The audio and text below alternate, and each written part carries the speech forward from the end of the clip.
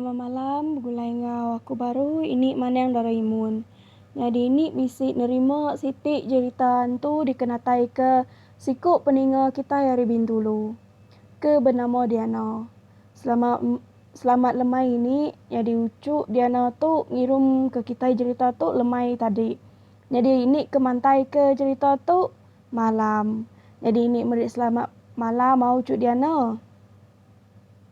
Ini jadi cerita tu jadi maya aku cuti hujung minggu maya agik gawak berbintulu subak. Cerita tu jadi maya aku agik dara keliak.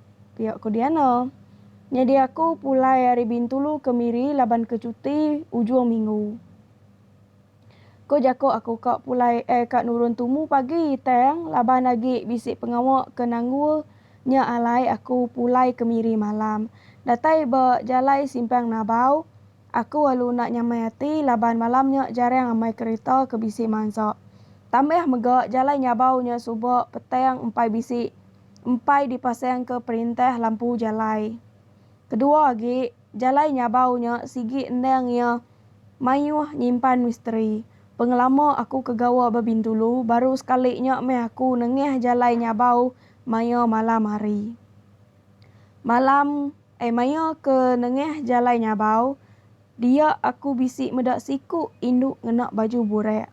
Buak ya panjai ngelayang jalai. Sempat aku berarti kemua ya tang nak tentu dipedak laban ke linung buak. Penyawa induknya hari kereta aku bisik ya 100 kilometer. Ulih aku ke ndak tentu laju. Empai datai seberai induknya dipedak aku nadai agi. Dalam hati aku mayanya ini kapok dia nyebut. Empok penakut. Berubah aja meh aku. Mulai kediri ke rumah. Udah aku datai di rumah, aku ndak nurun dari kereta. Aku telefon minta ambil apa yang winai aku. Tajak pen ndak jauh ini. Tayang tajak pun pihak ini. Malamnya aku narai nama-nama. Tak sekalinya ajak meh aku medaan tu ngau mata kumpu. Terima kasih ini udah mansut ke cerita aku buat YouTube ini.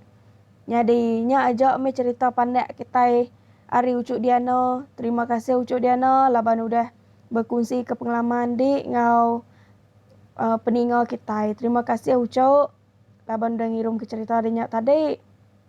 Jadi mayuh ke de dinga kita ke ditusi urang. Ya ke diau sebelah jalai nyabaunya ya ke diau sebelah Miri Bintulu mesti tidak nemu jalai nyabau tu. Jadi kena ku cerita jalai nyabau tu amat endangnya mayuh bisik utai dia mai bisik penunggu dia, bisik orang nguan dia dah.